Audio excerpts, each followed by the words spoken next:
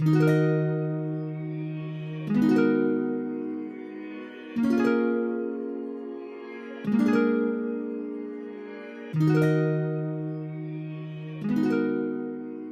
happening, people, and welcome back to another episode of Hustle Smart. Welcome back. What's happening is Shubbz, It's your boy Lex. and today we've got a really amazing guest, Myron. Just a quick backstory. I got to shout out one super important person who introduced me to Myron. Big up my Converse mum, Isabel. Really appreciate her. So yeah, I know she's going to be listening in, so I just had to shout her out. But Myron, could you please introduce yourself to our listeners, who you are, what you do, a bit of a backstory of yourself? Yeah, of course. Just stop me when it gets too much. So Cool. I'm Myron Perry. I'm the managing director at Able Search and Revelo. We're a recruitment business. I've been in recruitment for 14 years now. I graduated from uni with a law degree. Worked in a law firm for a year. I didn't really know what to do. I'll probably touch upon it later, but recruitment's definitely an industry that no one ever on this entire planet grows up and says, I want to be a recruiter, ever. No one even knows what it is. So hopefully I can shed a bit more light in terms of what the industry actually is. So probably like most people, I fell into recruitment by accident, but I'm blessed that did happen. So hopefully I can share a bit more of that story today, basically. Oh, that's cool. Yeah. So yeah, when you say you fell into it, how did you kind of get into it? How did you fall into it, in fact? Yeah. So I don't know. There used to be an advert on TV, which was those who can't, teach. So that used to be the tagline to get people to go into teaching. I feel, which is a big disservice anyway to teaching because it's such an important industry. But recruitment was kind of like that. I say back in my day, there's obviously people that preceded my time as well. But recruitment happened by accident. So I graduated with a law degree, like I said. I worked in a law firm. It didn't really suit my personality, to be honest. I probably got some sort of undiagnosed ADHD or something because the discipline required to work in law, and I really admire people that do it. Looking back now, I was a bit like, oh, why can't I be good enough to do law? But I don't think it probably would have suited me anyway. So can you just shed a bit more light on your personality? Yeah, of course. I think growing up, I was very anti-authority, in all honesty. So it is a bit of a paradox to be anti-authority and then work in law. Or maybe some people argue that it isn't, and maybe that's a good trait to have. Yeah. But I've always been very anti-authority. But for me, the interesting point about people with this type of trait is that in the working world, you get labelled an insubordinate or a troublemaker or a maverick. Whereas interestingly for me, I think if you're anti-authority, usually it means that you treat everyone equal. So it doesn't matter if it's a waiter or waitress at Nando's or a toilet attendant, you're going to treat them with the same respect. And I do sometimes think that, and I don't want to go off on too much of a tangent, I do sometimes think that people who have too much respect for authority can sometimes fall into the trap of when they do move up the food chain, they can start to lose respect for people beneath them. And that was never going to suit my personality, being in that type of hierarchical industry. So there's a word we use in recruitment, which is meritocratic. So it's basically, if you do well, you're going to move up the ladder, and it's indiscriminate of colour, gender, looks, aesthetics, whatever the case may be. And largely it's true. And that has been the case. So I do feel kind of lucky because if it wasn't for recruitment, and in answer to your question, sometimes I do have a smile to myself and say, where would my personality fit in? And the answer is, I don't know. I'm a huge sports fan, but I was never going to go down the sports route. I was never good enough to play any sport at a decent level. So I had to kind of use my brains and think, okay, where can I use my skills? And recruitment just happened to be the thing that I fell into by complete accident. I just bumped into a schoolmate on the train home after I quit my job at the law firm. And he was like, do you want to come and interview with us? And I'm not going to lie, and I'm ashamed to say it, we've all got degrees here, right? When you graduate from a red brick uni and you have a law degree on top, you can have an unnecessary swagger about you. So I was like, I've got a law degree. Why am I going to work in some dusty recruitment company? This is kind of my mentality. Stupid, because I interviewed there and I was just blown away by how kind of talented everyone was. So I went from being really snobby to walking in on my first day, and I was just like, I was so intimidated when I met people in the industry, and yeah, it was a big lesson for me character-wise as well. Yeah. So yeah. And that makes a lot of sense. In terms of, like you said, a lot of people may not know what recruitment is. So what exactly is recruitment, and what is your kind of niche as well? Sure. So I'm going to say, use what people will class in recruitment as quite a dirty word, but I would say that I work in sales. Okay.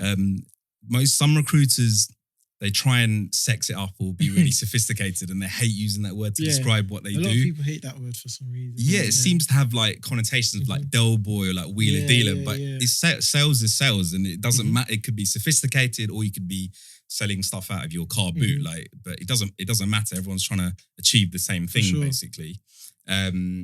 But it's definitely sales, and it's basically you're selling people to companies basically. The distinction I would draw though, and this is where when I speak to people outside of the industry, so what will happen a lot in my life is that at a family function or at a dinner party, someone will be like, "Oh, you work in recruitment? Oh, get me a job." And it's no. If I could get you a job that easily, I'd be a multi-millionaire. So it doesn't work like that. So we're not the same as a job centre. A job centre probably can get you a job that quickly. Ours is less frequent in terms of transaction, but when the transaction happens for us as a business, it's a lot of money basically. So it's a different type of job center is probably how I'd say it. Makes sense. And what type of skills, other than like, for example, for a sales role, you need to be confident, persuasive. What other skills would you kind of need as a recruiter? Thinking on your feet is probably the best trait you can have, probably in most industries, because the thing is, what happens in recruitment, the training is, here's your script. They give you classroom training. So if they say this, then you can respond like this. And it works to a certain extent, but all that has to happen is the client on the end of the phone to say something that just throws you off guard. And then you're like, what do I say now? So I think the ability to think on your feet within seconds, by the way. So I think thinking on your feet, and I think this is so boring, but I'm sure you've heard the phrase before that hard work beats talent. It can be a bit of a numbers game, recruitment. So it's like the more calls you make, the more sales you'll make. It generally works like that. It's a bit of a watered down version of what it is, but essentially that applies. So I'd probably say they're the two main skills. I just want to touch on something that you mentioned. You said thinking on your feet, and I've realised, like, especially in the corporate world, not a lot of people know how to do that. And I was talking to my friend, and he compared. Like, he watched like a Vlad TV interview, and the person that he watched compared thinking on your feet to tennis. So if you think about tennis, the game, like they only have like half a second to a second to actually respond. And I think that's how I love that quickly analogy. and how adaptable you need to be in the corporate world. Because like you said, someone can say something, the second you stumble, you've messed up. Do you know what I mean? So I think critical thinking is definitely something that everyone should look to learn and embrace. I think that's such a good point, and it's interesting because, bear with me on this because I'm going somewhere with this point. Like when there's a moment when you're growing up as a kid where when you start to go into adulthood, you start to realize that adults also talk shit, mind my language. A lot. That happens in the corporate world as well. Because there's two types of senior people that you first meet in your first proper job. Number one, you get seniors who have imposter syndrome. So they're kind of like, they don't even feel like they deserve to be in that position. They usually have good hearts, those type of people. I'm probably in that category. Then you get the other senior people who have basically kissed ass to get to where they are. Let me tell you something. As a junior, there's not a fucking thing you can do about that. You just have to swallow it, which is a shame, but that's the way the world works. It's only when you slowly move up the ladder that you can kind of get to that peer level and challenge people, because there's a different type of hater you find in the corporate world. Because a hater traditionally for me is someone at your peer level who gets jealous because you're starting to do well. That's a traditional definition of a hater. But in the corporate world, you then meet another species of hater, which is people that are up there and they hate seeing you catch them up. It's so strange. It's like the strangest thing you can ever come across, but I've witnessed it in my working world anyway. No, definitely get that. So in terms of your story after going for your interview and starting your first day, nervous, how did it kind of develop to where you are today now? Yeah, everyone has the same opportunities, and the science of recruitment, if you dissect it, it boils down to probably 20 things that happen during what we would class internally as a recruitment life cycle. So if you just execute and concentrate on executing at each level of that cycle, then you can start to do really well. Where people fail, and the majority of people who join our industry, they leave after 6 months. The majority, 95%, join recruitment and then leave for 2 reasons. Number one, they think it's going to be like Wolf of Wall Street. So they have this like image of like, it's like, oh, it's like crazy, like mental. And they're just caught up in like, it's going to be really glamorous. It is glamorous. The end product is glamorous rather. The money and the camaraderie and the progression, and you develop yourself. But the actual work you're doing, it's like anything. It's like, I'm a big sports fan, so I draw a lot of synergies. Like you're putting in the hours in the gym. I can't imagine that's always going to be fun. And it's the same for recruitment. So I was working weekends and all the rest of it when I first started in recruitment. Yeah, like without fail. I was probably a bit of a loner, really, like when I first started in recruitment, but I didn't really care because there was people who were better than me, and the reality was I was going to have to work harder than them just to be as good as them. But again, that's the reality of how the working world works, basically. So the first thing was probably the work ethic. The second thing is I just exposed myself to as many different scenarios as possible from a client perspective, just so I can just learn my trade that way. No, that makes a lot of sense. When did you think of the idea, or like how did it come to you to be like, you know what, I'm actually going to start my own thing? It goes back to your first question that you asked me about my personality type, because there came a moment where I thought, do you know what, I'm actually quite good at this job, but I always felt a little bit stifled by those above me. It doesn't have to be negative. I mean, I think a lot of it is probably down to my personality rather than those above me. And, you know, I've been very lucky to have some amazing managers in my career, but I think it was more to do with that, because when you're being told, imagine learning your craft for over a decade and then being told how to engage externally with clients. It is going to irk you a little bit, and you are going to think, well, hang on, I know my craft. Why do I need your permission to speak like this externally? Sounds like I'm bitter the way I'm phrasing it. No, I definitely agree. I get that. I understand that 100%. So it was more to do with that. I wanted to kind of create my own culture and mold my own thing, basically. So it's kind of come from that. Okay. And so, how have you been able to build it? How has the process been? What have you kind of learnt along the way as well? So the playing field has leveled now. Okay. So recruitment, probably along with the restaurant trade, is one of the most saturated industries out there.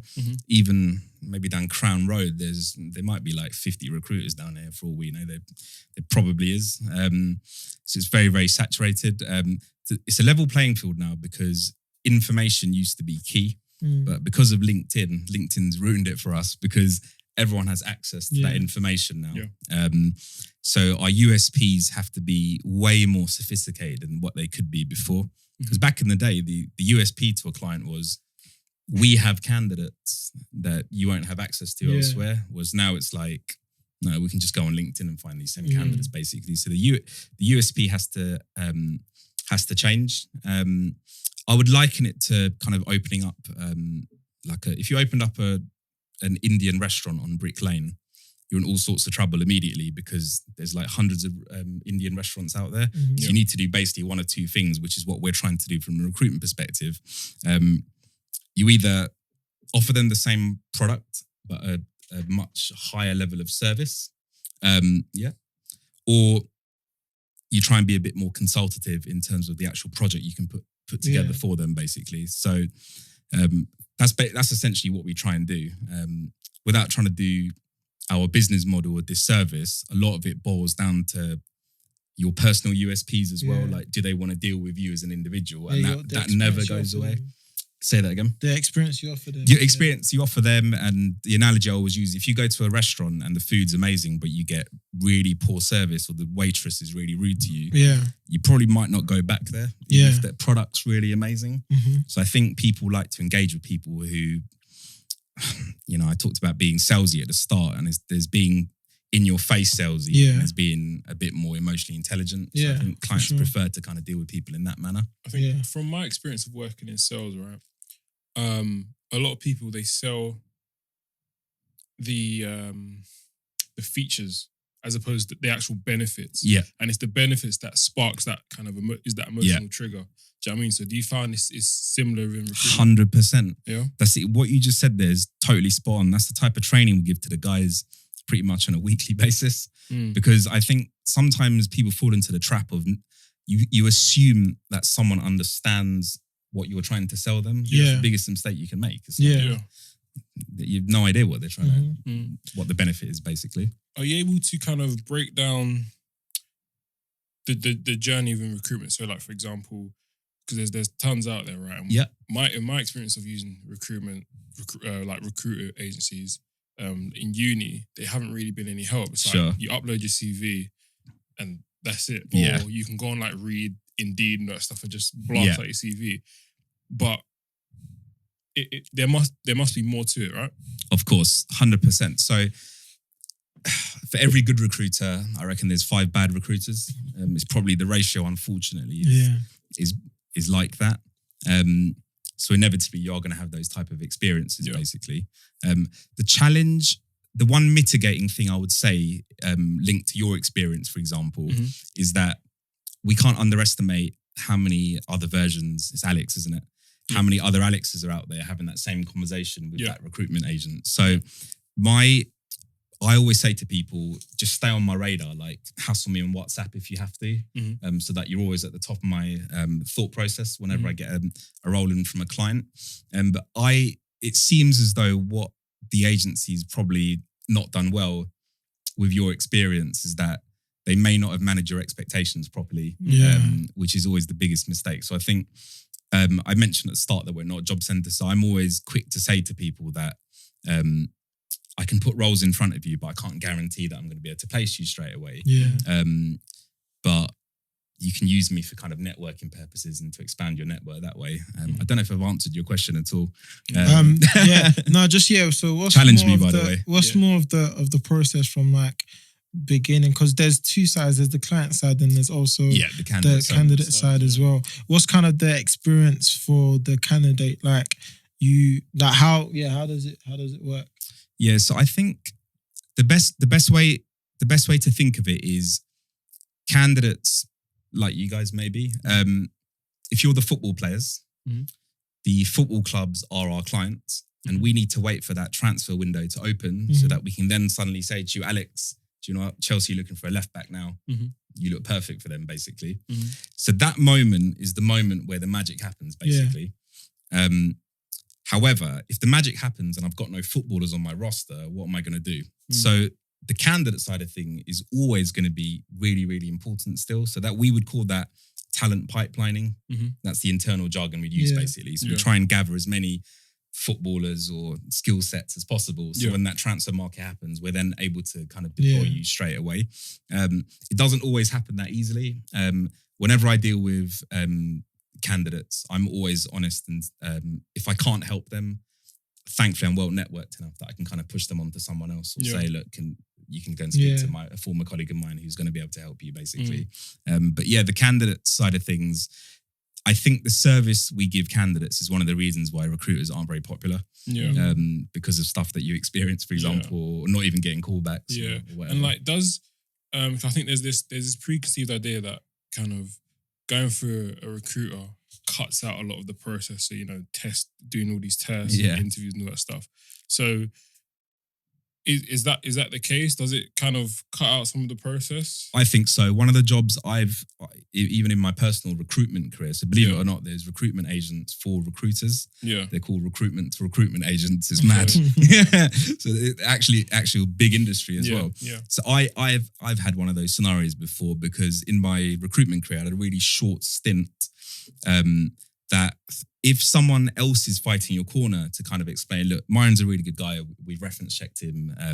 However, he has this small stint on his CV and we can kind of explain it why. Sometimes that carries more benefit than you doing it yourself, because it's a tough one, but just the way human nature works. If someone starts to fight their corner too much and come across a bit too defensive. So I definitely see the value in using someone that can kind of fight on your behalf. However, it's so important that you have that chemistry with your consultant, because if someone is representing you in the wrong way, it's just basically an extension of yourself. Yeah. And it's never going to go well. But yeah, I do agree that it can cut out the process. Yeah. So what type of clients do you have, or do you work with? What's your kind of niches, or who do you recruit for? Sure. So it's largely centered around digital, technology, retail, sales, and marketing. In terms of client base, it's extremely varied. Able Search's main focus is on the retail sector, but we're always trying to evolve, especially in this current climate. We're trying to reinvent ourselves in terms of adding different types of industries on top of that. So if anything, sometimes the smaller companies that we work with can be better to work with. I think a while ago, we were speaking about maybe some of the negative experiences you've had from the recruitment process perspective. Yeah. It's not atypical for that to happen within a bigger company, because there's a lot of red tape internally that's happening with the process. Yeah. Whereas smaller businesses are nicer to deal with because you're dealing either with the founder or the line manager directly. So we try and keep our client base as eclectic as possible. It's probably the best way of phrasing it. Yeah. Are you able to name drop? I think we've spoken you and I have spoken of a few, such as Bape. Yeah. We haven't worked with the likes of Converse or Nike yet, but if you walk down New Bond Street, any of those watch brands, or a lot of those watch brands we're working with at the moment, we're having to be a bit more careful about the type of skill sets we're going after at the moment, because there is a bit of a recruitment freeze on a lot of the retail sector at the moment. So some of the back office roles around tech and digital is where it seems to be happening at the moment. No, it makes a lot of sense. How do you kind of go about growing your client base? Is it organically, like through networking, or is it kind of just through like advertisement and stuff? It used to be advertising. I think when I mentioned to you before that LinkedIn has kind of leveled the playing field, that doesn't seem to, or won't give us an edge anymore. So networking has always been kind of the best way of doing it. So back in over a decade ago, we used to have like Filofax, if you guys know what that is, where it used to be like our top clients and top candidates. So this is information that no one else had access to. And it was off the back of that we then kind of expand our network slowly. The great thing is you can basically adopt that same method, but in a much more modern way. So that's exactly how we grow our client network, basically. Okay. And like recruitment, just like everything, a lot of it's like relationships, right? Building, maintaining relationships. And what I love about recruitment and about maintaining relationships is that it's very personal. So what passes for cool for you and I, clients may see it completely differently. I've managed some very boring people in the past who have done way better than I did in terms of client engagement, because they just know their stuff. So there might not be fun down the pub, but because they know their stuff, they just kind of blow the client's mind. The clients love dealing with them. And that's what I love about the industry and relationship building, is that any type of personality, as long as you channel it in the right way, you can make money and you can win clients, basically. A lot of people know how to build relationships, but maintaining them is a different story. So is there any advice on how someone can kind of just maintain their existing relationships? Yeah, so I think familiarity breeds contempt is something I live by, because sometimes where relationships can fall down is where you overstep that professional boundary with a client or a candidate as well. So it becomes sorry, mate. Sorry, I'm going to have to cancel the interviews, mate. And you've kind of allowed that to happen because you've stopped it being professional. So I always try and keep that professional authority there. That doesn't negate the fact you can build rapport. That's what people get scared about. It's like, but if I haven't asked him about his kids and his wife and stuff, it's like, no, you can do all of that and you can keep it professional. There's a skill to it. It's a skill that never came naturally to me, but I just kind of learned it on the job. I mean, maintaining relationships is always about, I mentioned the restaurant analogy before. It's like, in that example I gave, the mentality shouldn't be, right, they paid for that 300 quid meal, it's fine, they didn't get great service. It's kind of like, you really want them to come back and tell their mates about it and whatnot. So maintaining relationships is one of the toughest things to do in recruitment. So But some recruiters back in the day, they would make a living out of what we would call hit and run placements. Mm-hmm. So they would get cash off a client and be like, see ya, we don't want to work with you again anyway. Mm. And they just move on to the next one where, because the market's become so saturated now, you cannot really afford to be dropping clients by the wayside. You need to kind of maintain those relationships. Yeah. Okay. I got one more question, right? So and I think the listeners will actually appreciate this one, is what makes a good CV stand out?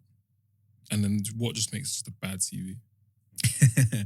You'd be surprised. This is a boring initial answer, but you'd be surprised how many grammar and spelling errors that we see on CVs, even by people who are really experienced. So I think just sanity checking it with someone else, or I mean, it's not hard to press F7 on Microsoft Word and kind of spell check it basically. Beyond that, I think what we find a lot, and this is I definitely know this is a filtering tool for some of the clients that we have basically. If it becomes evident that the list of achievements that you put on your CV is are more company achievements rather than personal, that's where the CV starts to become less interesting. So I think there's nothing wrong with selling yourself and saying I was involved or I played a pivotal part in this achievement, such as the stuff that you've done for Converse, for example. I think you should shout about that. So you just want to try and make your CV less vanilla is probably the way I describe it, basically. That's the issue. So that we find that all the time at any level, by the way. It doesn't matter. You could be really senior. Like, you know, believe it or not, I wrote my CV only for the first time again since graduating, probably like 2 years ago. That's mad, really. And when I was writing it, I read back and I was like, this is so poor. Like, I didn't even have to write this properly. I read CVs all the time. It's because people... It's almost like you feel like you're a third person when you're writing it, and if you kind of forget what your achievements are, but there's nothing wrong with like talking about your achievements like profusely. And that personal side as well is something that I think like you're really getting at, because even me before, I used to be like, well, does this sound like I'm fit for this kind of role? But like you said, screaming about personal achievements, things you do outside of work, adds flair to your CV in a sense as well. So this is quite interesting. I think it's a pertinent point given what you just said, but there is a lot of data, and I know this because I have, especially in the technology world, there's a big drive in getting more women into technology because it's a very male-driven environment. So a lot of the data for women, what we find is that I think this is interesting. If a man reads a job description and they can do like 2 or 3 things on it, they're like, boom, I'm just going to apply. A woman, it's the other way around. So if there's like 2 or 3 things they can't do on that job description, they're like, whoa, I'm not going to apply for this. I can't do the job. Now, linking it back to the CV thing, sometimes it's better to have a bit more of a focus on your CV. It's risky because it means that you're going to rule yourself out of some jobs. But so what? If you know what you're after, I personally would favour a CV exactly like you're saying, where you have a bit more of a focus. And I think it is linked to what I've just said, basically. I'm not a woman. I mean, neither are you guys. So it's like, but this is what I've heard, basically. And I think that if you read some of their CVs, they're much more focused. Because I think sometimes when you write any CV, I think you've alluded to it, in your head, you're kind of thinking, but if I put that, then I'm ruling myself out of this job. And if I don't put this, then, but then I'm not going to get picked for this job. And it's kind of like, there has to be a point where you bite the bullet and think, do you know what? So what? I'm going to stand for this on my CV and this only, and this is my focus. Yeah. No, that's a really good suggestion. What also makes a good candidate and bad candidate, for those, like he said, our listeners really going to appreciate this. For those coming out of university, for those who are really trying to find that career and that step to get into their career for the long run rather than a job, what advice do you have for them? Because like we come out of university, we come out, like you said, with degrees, but also it's not as easy for us to find a job straight away. And before you answer that, I'm going to give you 2 types of people, right? And I've definitely done this. So in interviews, I'll be one person, sit up straight, speak properly, and kind of just come across prim and proper, right? I reached the point I was like, forget it, it's long. It's going to be myself. And I really just kind of put my own character into the interview. Do you know what I mean? And I think a lot of people kind of struggle to find the balance. So it's kind of, like what's the best way? Yeah. Wait, in an interview? So in an interview as a candidate, like, how do you present yourself to have that competitive edge, like, compared to everyone else who's really going for the same roles? Yeah, so I work backwards. So largely in an interview, you will have an opportunity to ask some questions at the end. That is actually your chance. It's not just to get more information from the interviewer, but actually some of those questions can, as a byproduct, demonstrate the sort of stuff you've actually thought about. So I think if you've seen anything on someone's Twitter handle, for example, or on their Insta, like, don't be shy to ask about it. I would ask difficult questions as well. Things such as, what's your attrition rate like? Because that people can get offended by that. But I think largely it'll be received quite well, because basically what you're asking is, I want to stay with you guys if I get this job. So how many people kind of leave your company? And I actually think you get a bit more respect by asking that question. It is a direct question, but I guess it comes down to how softly you kind of execute that question. And obviously just do your research, basically. Again, it's the basic skill that some people just struggle with. Know who your boss is as well. It's crazy the amount of people that get hired and they don't even know who they're reporting into on their first day. So kind of trying to understand that company structure so you can actually see a kind of a clear career path, basically. Aside from that, I think you just want to get the tone right in terms of the interview, because it used to be the case that every interview you go to, you turn up with a suit and tie. But now if you did that with some businesses, it's not the right tone, that you come across a bit stuffy. So you want to just make sure you understand the tone beforehand. By the way, that's where going to interviews via Recruiter can be helpful, because they can get you that information beforehand. It's much better than actually having to ring up HR department saying, hey, I'm coming in for an interview tomorrow. How do I dress? So I think it's way better to do it that way. So I think have those questions prepared. But also, it's criminal for me when I interview people and they don't even have like a pen and paper ready to write stuff down. So sometimes these interviews go on for like 2 hours, and it's like, where's your reference point at the end of the interview? Especially in this day and age. And this is, I don't want to alarm anyone, but that's a big fact, though. The bringing a pen and paper, at least, or sort of thing. Yeah, because there's such a thing as interview fatigue. What I was about to say is that I don't want to alarm anyone, because there is a bit more of a trend for the interview process to have like 3 stages, for example. It could end up being 5 stages, and it's like interview fatigue can also set in. So it's like you might give an amazing first impression. By the time you get to the 5th interview, it's like you're fatigued, and it's like you haven't got the same energy, and you've got no reference points. You didn't take any notes. These are really like kind of basic things, but no, thank you so much for that, because that's definitely really, really helpful. And I never actually even thought about like pen and paper and stuff like that. It's just bringing yourself there to the interview. I got a question. How important is it to actually be able to articulate yourself? And when I say articulate yourself, is actually like speak the Queen's English as opposed to kind of quote unquote normal. I like to think none at all, but you could easily have an opposing view to me. Easy. There's businesses out there who they probably wouldn't hire me because of the way I speak, believe it or not. Like they wouldn't. But do you really, like, the question is, do you want to work for a business like that? That's kind of like, you need to have enough of a swagger to be like, well, I wouldn't work for you anyway, then if that's the only type you're going to hire. But in answer to your question, no way. Like, so think, like this, I'm from a working class background. I just happened to go uni, and thankfully I think I speak okay, but I've never really analysed whether it's the Queen's English or not. It's probably not. But when not like the Queen's English and where it comes across as pompous, but there's people that articulate they pronounce every single word in the letter. Okay. So for example, rather than say, what do you mean? It's like, what do you mean? You know what I'm saying? Yeah, I know what you mean. I mean, I think, look, human nature, especially, look, we're in London, we're in a diverse city. There's going to be some colloquialisms that enter your vocabulary, and I don't think there's anything wrong with that. To be honest, the way I see things, when we hire people, for example, I don't really care if they have a Cockney accent or they speak with a pompous accent. I'm more interested in their substance, because sometimes with a pompous accent, they can hide behind the fact they're not really saying much. There's no substance. They just use big words. You see these people on The Apprentice sometimes. It's like they speak really clever. It's like, you're not really saying much. And, unfortunately, we see that with a lot of politicians as well. Yeah, definitely. Definitely.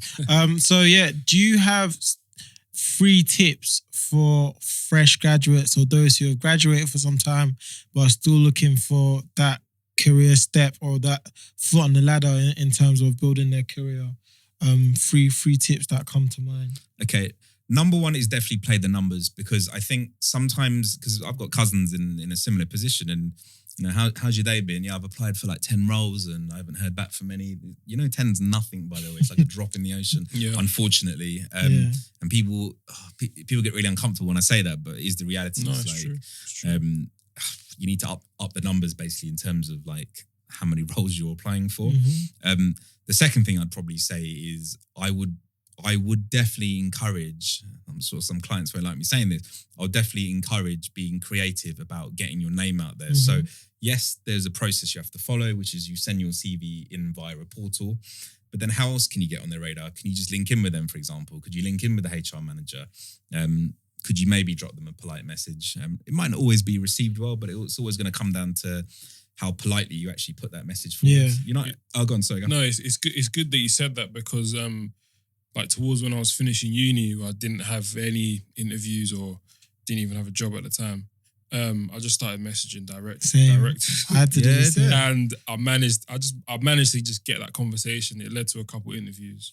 So it really does work. And I just think, like, just for the listeners, like, these directors, they're no one special. They're just normal people who just like to have a chat. So don't feel no way of reaching out to them. Really. Some might not reply, but one will. So like you said, numbers game is the same for applying to jobs or even messaging people on LinkedIn as well. So that was, so we've got to 2. And then the third one for me is don't be frightened to reinvent yourself or concede that maybe there might be a better route for you out there. That's okay. Like I did a law degree, and I'm sure there's some people in my family that still think I work in law and I don't. So it's like sometimes you take a left turn sometimes. It's fine. That's absolutely fine. And you can still have a completely fulfilling career. Quick question. How important is like a candidate's personal social media? Oh, this is so contentious. It's so contentious. So I will let everyone in on a little secret. So I don't know if Isabel's mentioned this to you, but Myron Perry, that's like my recruitment name. My actual name, my first name is Myron. My surname's a bit longer than that. So it's just like, I know. So for me, I personally keep the 2 separate. But if someone found my real name, it's not like some big revelation, by the way, and one of my social media, I wouldn't really care, to be honest. I don't think it's important, but then there's no way, I know I do not represent most people out there, because I could be having this conversation with some of my mates who hire in like the financial services sector, and they'll be like, oh my God, I just went on this guy's like Facebook and you won't believe what I saw. And it's like, what are you talking about? And stuff I wouldn't care about. And that's the thing, because like if someone was to look at my like Instagram or something, they wouldn't think I do, like I work in finance. Like I'll be going on this straight after now. Like they're so different, and that's why I asked. And also because I had a friend of mine, right? He made like a series of tweets like ages ago. Went for a job interview. They pulled up his tweets and like, he just didn't get the job. So that's why I asked as well. It's a tough one. I mean, depends on. I mean, you don't have to tell me more details, but it depends on the nature of the tweets, because I mean, if there was sort of defamatory or language that is probably not good, then I could understand it being brought up. It should, but do you know what? I do, in that instance that you mentioned, there probably is something out there that I don't really use Twitter, but if someone brought it up, if anything, I'd probably use it as a forum to think, you know what, they brought it up, this is my opportunity to kind of like explain about that aspect of social media. But this is my opinion. It's only my opinion. I'm not even speaking on behalf of the company or the industry, but for me, my strong opinion is do not be a slave to the employment world. Like, do what you want on your social media, as far as I'm concerned. Like, just live your own life. Like, who the hell is anyone else to tell you what to do on your social media? I get that. No, I definitely get you. But also I think it's super important for people, because like 10 years ago, and like people change, your mindset changed. So sometimes it's just best to do a quick search and delete whatever it is you got on there, just because your opinions might have changed and the world changed so much as well. People are much more accepting and people's views on things have changed as well. Just for like your personal like opinion, like in your years of life, like how does one start the career? Like how does one find a career? Because like now I kind of feel like after my experience at Converse, I now know what my career is, what I enjoy doing, what my passions are. Like for the young listeners that are like what's my career? How can they kind of figure that out? Okay, so one thing I'll definitely say is that having worked in the corporate world for so long, one of my biggest regrets, it took me ages to remove myself from it. I'm in my 30s now, so it's like, I don't really regret much, to be honest, and those experiences really taught me well. But I think whatever is your interest right now, and it's good that you've identified personally what your interests are, I think just go after that no matter what. I don't want to contradict my earlier advice, which is it's okay to take a left turn if you need to, but you're saying that you're convicted in like, I want to do this, I want to do that, and I think you can just go after it. So personally, that's one of my biggest regrets. It just took me years to remove myself from a situation that wasn't really kind of suiting my personality, for example. So it's like know your own personal USPs as well. Just know what makes you tick and what stimulates you, and don't kid yourself, because I know that there's sometimes a bit of a fallacy where it's like, if I'm offered a job, like if it's not really what I want to do, I'll just take it and see if I end up enjoying it, and then you just have a little black mark against your CV basically. So I think if you like something, just go for it. That makes a lot of sense.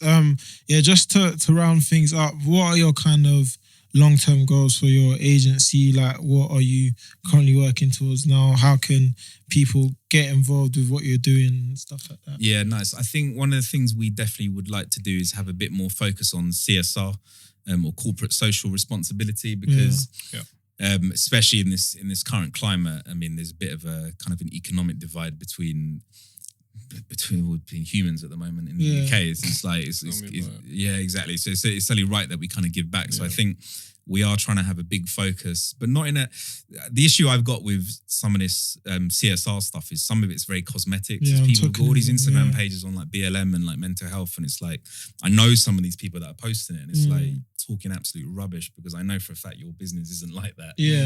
So we want to kind of give back, but in a way that it's actually tangible rather than just like tweeting about something, you know. So that's a real big thing for us at the moment. So we are trying to win a few clients that are outside of our normal remit.